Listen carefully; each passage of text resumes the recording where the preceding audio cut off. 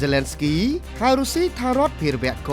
គណៈមូស្គូចាត់ទុកការលើកឡើងរបស់លោកជាយុទ្ធនាការ PR សម្រាប់តែអាវុធប៉ុណ្ណោះ G7 ជំរុញឲ្យចិនដាក់សម្ពាធលើរុស្ស៊ីនិងទម្លាក់ចោលការទាមទារនៅសមុទ្រចិនខាងត្បូងទូគីដកហូតវេតូលើហ្វាំងឡង់និងស៊ុយអែតដែលបើកផ្លូវឲ្យប្រទេសទាំងពីរចូល NATO អាមេរិកចោទក្រុមហ៊ុនចិន5ថាគាំទ្រយោធារុស្ស៊ីគណៈក៏មានក្រុមហ៊ុនសិង្ហបុរីនិងវៀតណាមផងដែរជនជាតិមិចស៊ិក2នាក់ត្រូវតុលាការអាមេរិកចោទប្រកាន់ក្រោយជនចំណាក់ស្រុក51នាក់បានស្លាប់ក្នុងឡានដឹកទំនិញមួយ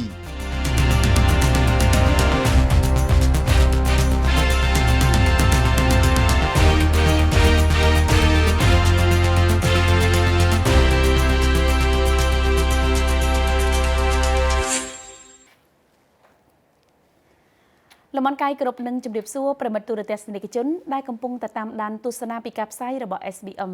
ស្វាគមន៍មកកាន់កម្មវិធីព្រឹត្តិការណ៍ពិភពលោកយប់នេះក្រុមការងាររបស់ SBM បានផ្ដល់ជូននូវព័ត៌មានជាច្រើនដែលកើតឡើងទូទាំងពិភពលោកដែលពាក់ព័ន្ធទៅនឹងបញ្ហាភូមិសាស្ត្រនយោបាយសេដ្ឋកិច្ចវ៉ាក់សាំង COVID-19 និងព័ត៌មានកំសាន្តប្លែកៗនៅរាត្រីនេះមានវត្តមានរបស់នាងខ្ញុំកូកូជាអ្នកសម្របសម្រួលនិងជម្រាបជូនព្រឹត្តិការណ៍ព័ត៌មានទៅកាន់អស់លោកអ្នកចា៎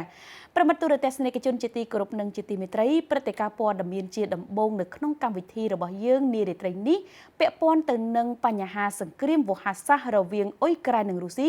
ហាក់មិនទាន់ថមថយកម្ដៅនៅឡើយនោះទេតួយ៉ាង Zelensky បានហៅរុស្ស៊ីថារដ្ឋភារវកខណៈដែលមូស្គូចាត់ទុកការលើកឡើងរបស់លោកជាយុទ្ធនាការ PR សម្រាប់តែអាវុធប៉ុណ្ណោះZelensky ហៅរុស្ស៊ីថាជារដ្ឋភារវកគណៈមូស្គូចាត់ទុកការលើកឡើងលោកជាយុទ្ធនាការ PR សម្រាប់តែអាវុធប៉ុណ្ណោះប្រធានាធិបតីអ៊ុយក្រែនលោក Volodymyr Zelensky បានចាត់ប្រកាន់ប្រទេសរុស្ស៊ីថាជាភារវកនៅអង្គការសហប្រជាជាតិកាលពីថ្ងៃអង្គារទី28ខែមិថុនាការលើកឡើងរបស់លោក Zelensky បានជំរុញឲ្យរុស្ស៊ីចោទប្រកាន់ថាមេដឹកនាំរូបនេះកំពុងប្រើសន្ទរកថារបស់ក្រុមប្រឹក្សាសន្តិសុខជាយុទ្ធនាការទំនាក់ទំនងសាធារណៈពីចម្ងាយដើម្បីស្វែងរកអាវុធលោកខាងលិចបន្ថែមទៀតតែប៉ុណ្ណោះលោក Zelensky បានជំរុញឲ្យក្រុមប្រឹក្សាសន្តិសុខបណ្ដេញទីក្រុងមូស្គូចេញពីអង្គការសហប្រជាជាតិនិងបង្កើតសាលាក្តីមួយដើម្បីស៊ើបអង្កេតសកម្មភាពយោធារុស្ស៊ីនៅអ៊ុយក្រែនដែលបានឈ្លានពានកាលពីថ្ងៃទី24ខែកុម្ភៈមកទោះបីជាយ៉ាងណាក៏ដោយប្រទេសរុស្ស៊ីមានអំណាចវេតូរបស់ក្រុមប្រឹក្សាហើយអាចប្រើវាសម្រាប់ការពារខ្លួនតាមអ្វីដែលមេដឹកនាំក្រុងគៀវបានលើកឡើងលើពីនោះលោក Zelensky បានប្រាប់ក្រុមប្រឹក្សាថារុស្ស៊ីមិនមានសិទ្ធិចូលរួមនៅក្នុងការពិភាក្សានិងការបោះឆ្នោតតាក់ទងទៅនឹងសង្គ្រាមនៅអ៊ុយក្រែនខ្ញុំសូមជំរុញឲ្យអ្នកដកប្រតិភូនៃរដ្ឋភារវកចេញសមាជិកក្រុមប្រឹក្សាសន្តិសុខទាំង15រួមទាំងរុស្ស៊ីបានឈរស្ងៀមមួយសន្ទុះបន្ទាប់ពីលោក Zelensky បានស្នើឲ្យពួកគេរំលឹកដល់ប្រជាជនអ៊ុយក្រែនទាំងអស់ដែលត្រូវបានសម្លាប់នៅក្នុងសង្គ្រាមតាក់ទងទៅនឹងវត្តមានរបស់លោក Zelensky នៅក្នុងកិច្ចប្រជុំលោក Dmitry Poyansky អគ្គរដ្ឋទូតរងប្រចាំ UN របស់រុស្ស៊ីបានប្រាប់ក្រុមប្រឹក្សាថាការបង្ហាញខ្លួនរបស់មេដឹកនាំអ៊ុយក្រែនតាមរយៈវីដេអូបានធ្វើឲ្យប៉ះពាល់ដល់សិទ្ធិអំណាចរបស់ស្ថាប័នដែលត្រូវបានចោទប្រកាន់ថាប៉ះពាល់ដល់ការរក្សាសន្តិភាពនិងសន្តិសុខអន្តរជាតិលោក Poyansky បានបន្ថែមថាក្រុមប្រឹក្សាសន្តិសុខអង្គការសហប្រជាជាតិមិនគួរបានប្រែក្លាយទៅជាវេទិកាសម្រាប់យុទ្ធនាការ PR ពីចម្ងាយសម្រាប់ប្រធានាធិបតីអ៊ុយក្រែនដើម្បីទទួលបាននូវអាវុធបន្ថែមទៀតពីអ្នកចូលរួមនៃកិច្ចប្រជុំកំពូល NATO នោះទេគូបញ្ជាក់ថាក្រុមប្រឹក្សាបានជួបប្រជុំគ្នាបន្ទាប់ពីអ៊ុយក្រែនបានអះអាងថាការវាយប្រហាររបស់រុស្ស៊ីដោយប្រើនូវមីស៊ីលដោយចេតនាទៅលើផ្សារទំនើបមួយកាលពីថ្ងៃច័ន្ទដោយបានសម្លាប់មនុស្សយ៉ាងហោចណាស់18នាក់ខណៈរុស្ស៊ីបានបដិសេធនៃការវាយប្រហារនោះដោយបានបញ្ជាក់ថាពួកគេបានវាយប្រហារឃ្លាំងស្តុកអាវុធរបស់អាមេរិកនិងអឺរ៉ុបដែលបានបង្កឲ្យមាននូវការផ្ទុះដែលបណ្ដាលឲ្យមានភ្លើងឆេះដល់ក្នុងផ្សារប្រធានផ្នែកកិច្ចការនយោបាយរបស់អង្គការសហប្រជាជាតិលោកស្រី Rosemary DiCarlo បានជំរុញឲ្យភាគីទាំងអស់ការពារនៅជនស៊ីវិលនិងហេដ្ឋារចនាសម្ព័ន្ធស៊ីវិលលោកស្រីបាននិយាយថាយើងបានអស់ពាក្យដើម្បីពិពណ៌នាអំពីភាពគ្មានន័យភាពឥតប្រយោជន៍និងភាពឃោរឃៅនៃសង្គ្រាមនេះកាលពីថ្ងៃអង្គាររដ្ឋមន្ត្រីការពារជាតិនៃប្រទេសអាល្លឺម៉ង់និងហូឡង់បាននិយាយនៅខាងក្រៅកិច្ចប្រជុំកំពូលរបស់អង្គការ NATO នៅទីក្រុង Madrid ថាអាល្លឺម៉ង់និងហូឡង់នឹងផ្ដល់កាំភ្លើងធំចំនួន6បន្ថែមទៀតទៅដល់អ៊ុយក្រែន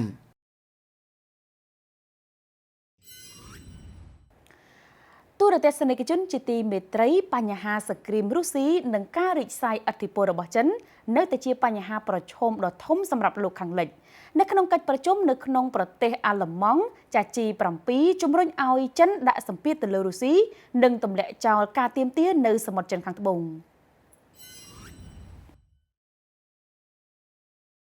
G7 ជំរុញចិនឲ្យដាក់សម្ពាធលើរុស្ស៊ីនិងទម្លាក់ចោលការទាមទារនៅសមុទ្រចិនខាងត្បូងមេដឹកនាំក្រុមប្រទេស G7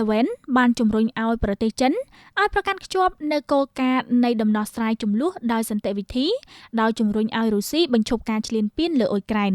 ក្រុមប្រទេសមានសេដ្ឋកិច្ចជឿនលឿនទាំង7នេះក៏ជំរុញឲ្យចិនទម្លាក់ការទាមទារដែនសមុទ្រដ៏ធំទូលាយនៅក្នុងសមុទ្រចិនខាងត្បូង G7 កាលពីថ្ងៃអង្គារទី28ខែមិថុនាបានលើកឡើងថាប្រទេសចិនគួរតែដាក់សម្ពាធលើរុស្ស៊ីឲ្យដកទ័ពចេញពីអ៊ុយក្រែនជាបន្ទាន់និងដោយគ្មានលក្ខខណ្ឌក្រុមប្រទេសទាំង7នោះបានចង្អុលបង្ហាញទៅកាន់តុលាការយុត្តិធម៌អន្តរជាតិដែលបានជំរុញឲ្យទីក្រុងមូស្គូផ្អាកប្រតិបត្តិការយោធា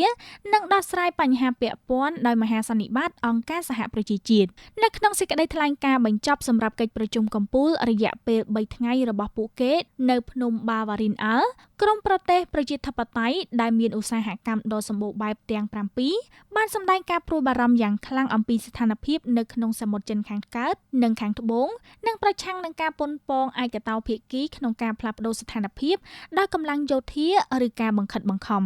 G7 បានសង្កត់ធ្ងន់ថាมันមានមូលដ្ឋានផ្លូវច្បាប់សម្រាប់ការទាមទារដែនសមុទ្រដ៏ធំរបស់ចិននៅក្នុងសមុទ្រចិនខាងត្បូងទេលើពីនោះពួកយើងមានការព្រួយបារម្ភយ៉ាងខ្លាំងអំពីស្ថានភាពសិទ្ធិមនុស្សនៅក្នុងប្រទេសចិនរួមទាំងការងារដោយបង្ខំនៅតំបន់ទីពេនិងស៊ីនជៀងលើពីនោះ G7 បានបញ្ជាក់ថាប្រទេសចិនក៏គួរតែគោរពការបដិញ្ញាចិត្តរបស់ពួកគេក្នុងការលើកកម្ពស់សិទ្ធិសេរីភាពនិងកម្រិតខ្ពស់នៃស្វ័យភាពនៅក្នុងទីក្រុងហុងកុងជាអ្វីដែលមិនធ្លាប់បានរៀបរាប់ពីមុនមកមេដឹកនាំ G7 ក៏បានលើកឡើងពីគោលនយោបាយក្រៅទីផ្សាររបស់ចិនដែលបានជះឥទ្ធិពលដល់សេដ្ឋកិច្ចពិភពលោកហើយបានបដិញ្ញាធ្វើការរួមគ្នាដើម្បីធានាបាននូវកម្រិតមួយសម្រាប់អាជីវកម្មនិងកម្មកររបស់ពួកគេគួរបញ្ជាក់ថាមេដឹកនាំនៃក្រុមទាំង7ឬ G7 កាលពីថ្ងៃអាទិត្យទី26ខែមិថុនាបានសន្យាថានឹងរៃអង្គាសប្រាក់ចំនួន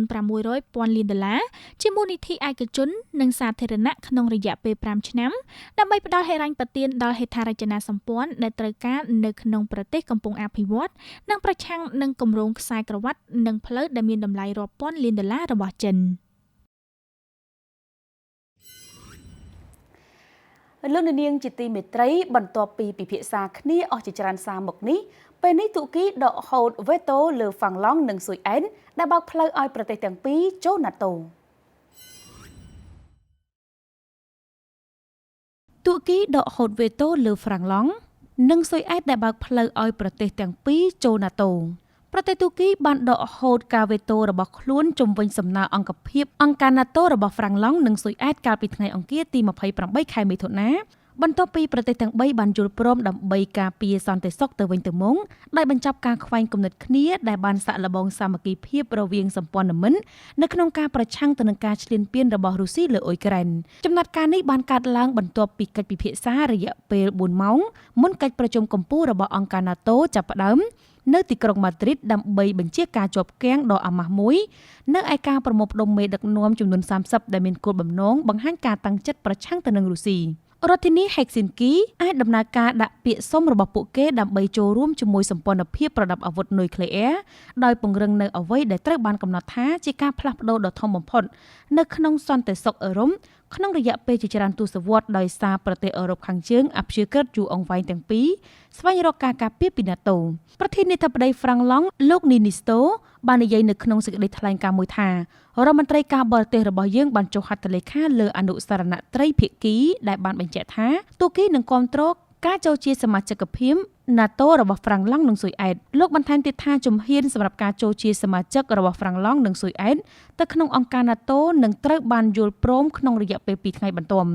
គូបញ្ជាក់ថាអគ្គលេខាធិការអង្គការ NATO លោក Jens Stoltenberg និងប្រធានាធិបតីទូគីបានបញ្ជាក់ពីកិច្ចព្រមព្រៀងនៅក្នុងសេចក្តីថ្លែងការណ៍ដាច់ដោយឡែកបន្ទាប់ពីកិច្ចពិភាក្សារវាងប្រមុខ NATO ប្រធានាធិបតីទូគីលោក Tayyip Erdogan នាយករដ្ឋមន្ត្រីស៊ុយអែតលោកស្រី Madalena Anderson និងលោក Ninisto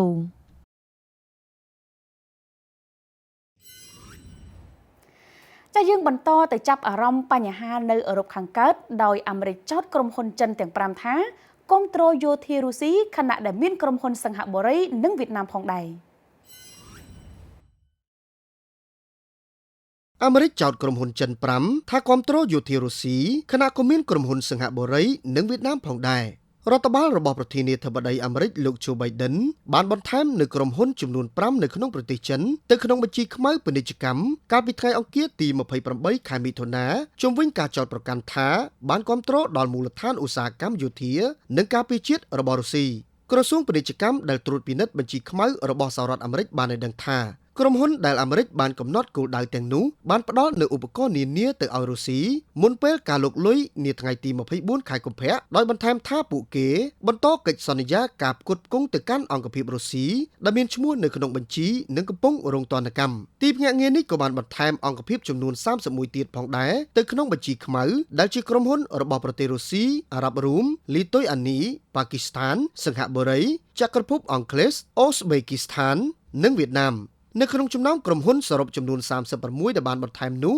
25ក្រុមហ៊ុនមានប្រតិបត្តិការនៅប្រទេសចិនតាមរយៈ Reuters លោក Alan Esteves អនុរដ្ឋលេខាធិការក្រសួងពាណិជ្ជកម្មសម្រាប់ឧស្សាហកម្មនិងសន្តិសុខបាននិយាយនៅក្នុងសេចក្តីថ្លែងការណ៍មួយថា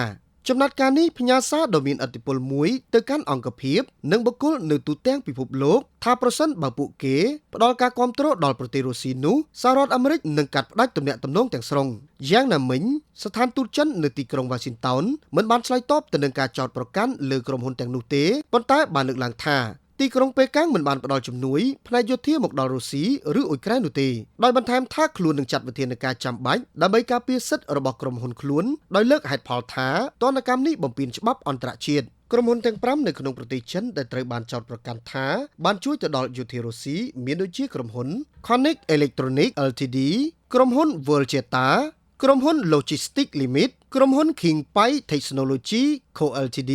និងក្រុមហ៊ុន Vinik Electronicគូបញ្ជាក់ថាសហរដ្ឋអាមេរិកនិងសម្ព័ន្ធមិត្តបានចាត់វិធានការដើម្បីដាក់ទណ្ឌកម្មប្រធានាធិបតីរុស្ស៊ីលោក Vladimir Putin ចំពោះការលុកលុយរបស់រុស្ស៊ីមកលើអ៊ុយក្រែនដោយដាក់ទណ្ឌកម្មលើក្រុមហ៊ុននិងមហាសេដ្ឋីរុស្ស៊ីនិងបន្ថែមអង្គភាពមួយចំនួនទៀតទៅក្នុងបញ្ជីខ្មៅពាណិជ្ជកម្ម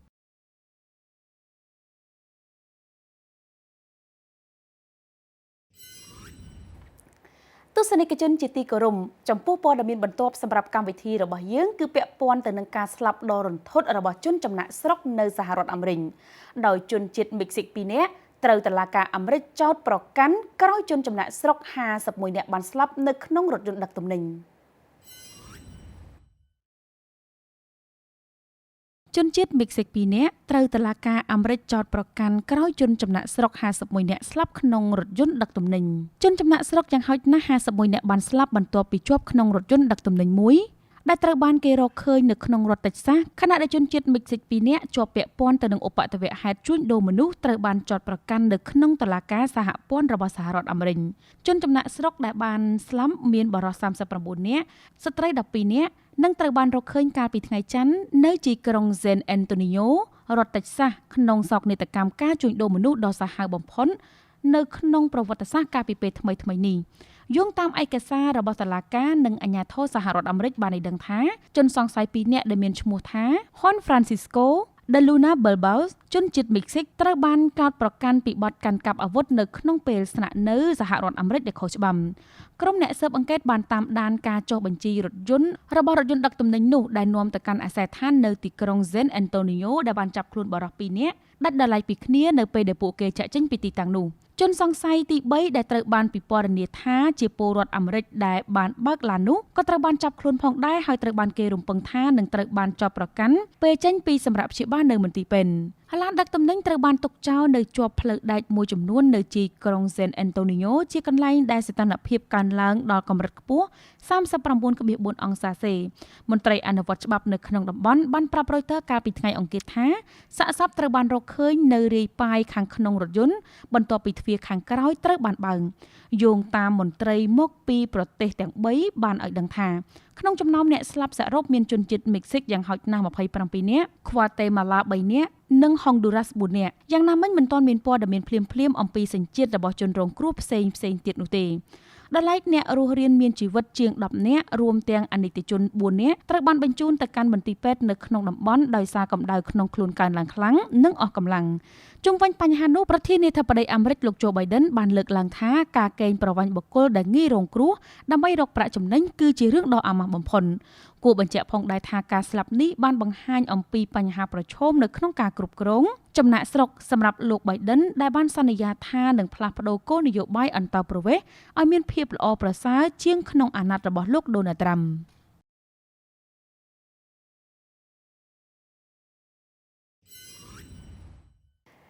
ចតុសនិកជនក្រោយពីការរីករាលដាលនៃជំងឺរាតត្បាត COVID-19 សេដ្ឋកិច្ចសកលបានរងផលប៉ះពាល់យ៉ាងខ្លាំងខណៈដែលនាយករដ្ឋមន្ត្រីចិនថាសេដ្ឋកិច្ចចិនស្ទុះងើបឡើងវិញប៉ុន្តែគ្រឹះមិនរឹងមាំ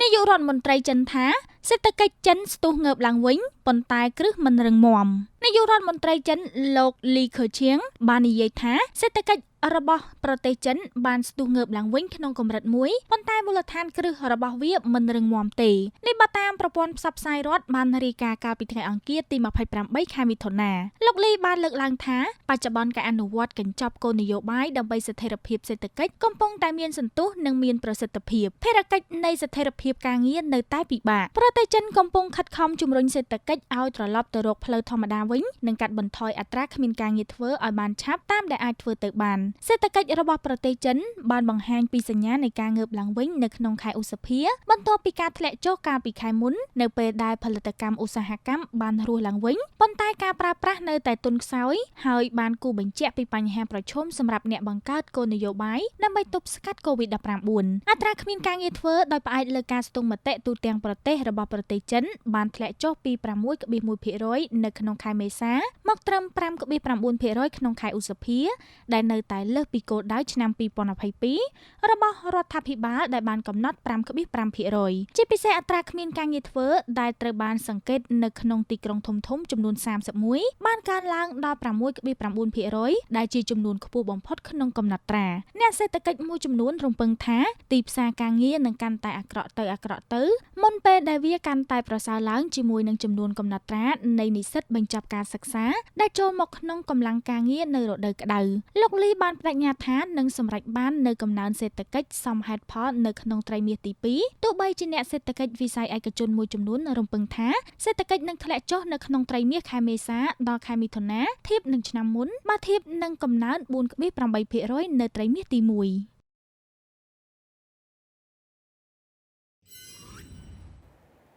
ចា៎យើងងាកមកតាមដាននៅរឿងរ៉ាវដែលកើតឡើងនៅក្នុងប្រទេសជិតខាងកម្ពុជាយើងវិញម្ដងដោយវៀតណាមផ្អាកការហែលទឹកនិងមុជទឹកនៅកោះហ៊ុនមុនដើម្បីការពារផ្កាថ្មវៀតណាមផ្អាកហែលទឹកនិងមុជទឹកនៅកោះហ៊ុនមុនដើម្បីការពារផ្កាថ្មវៀតណាមបានហាមឃាត់ការហែលទឹកនិងមុជទឹកនៅតំបន់ទេសចរណ៍ដ៏ពេញនិយមមួយគឺកោះហ៊ុនមុនក្នុងការប៉ុនប៉ងស្ដារឡើងវិញនៅផ្កាថ្មដែលរងការខូចខាតនេះបើតាមមន្ត្រីបាននិយាយកាលពីថ្ងៃច័ន្ទទី27ខែមិថុនាប្រទេសកុម្មុយនីសនេះមានឆ្នេរសមុទ្រប្រវែងជាង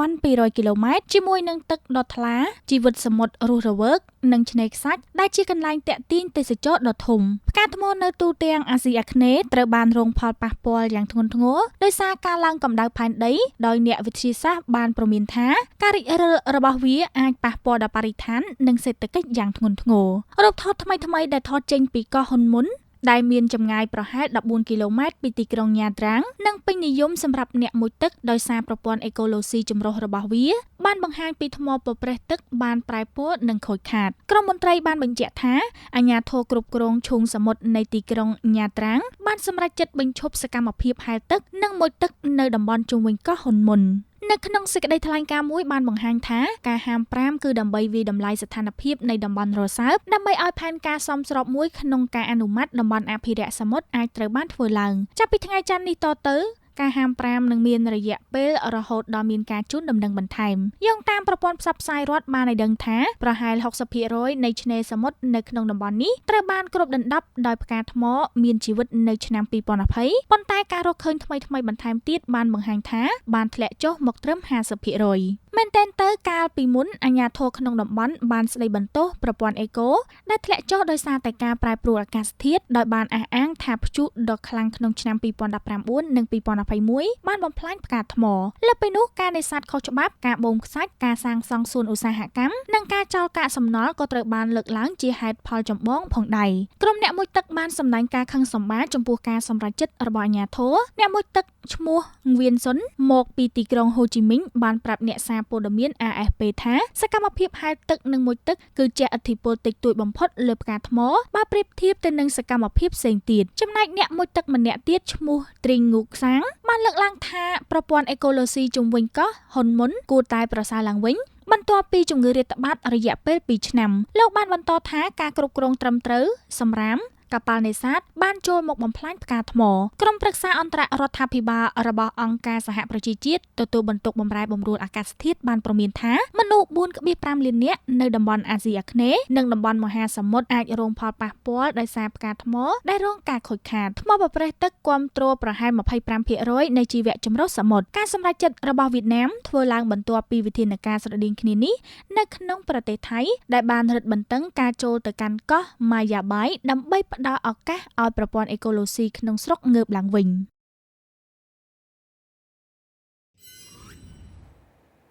ទូរទស្សនិកជនជាទីគោរពនិងជាទីមេត្រីព្រឹត្តិការណ៍ព័ត៌មានអន្តរជាតិជាច្រើនដែលផ្ដល់ជូនទៅកាន់លោកអ្នកដែលជាការរៀបចំពីក្រុមការងាររបស់ SBM គណៈពេលនេះក៏ដល់ម៉ោងកំណត់វត្តមានរបស់នាងខ្ញុំកកូសំខាន់តៃនិងអភ័យទោសរកកំហុសខុសឆ្គងតាំងពីដើមរហូតដល់ចំអរគុណចំពោះការចំណាយពេលវេលាដ៏មានតម្លៃក្នុងការតាមដានទស្សនាកម្មវិធីនៅក្នុងកម្មវិធីសន្យាវិលត្រឡប់មកជួបគ្នាតាមពេលវេលានៅម៉ោងដដែលខណៈនេះវត្តមាននាងខ្ញុំនិងសហការីសូមអរគុណនិងសូមគោរពលា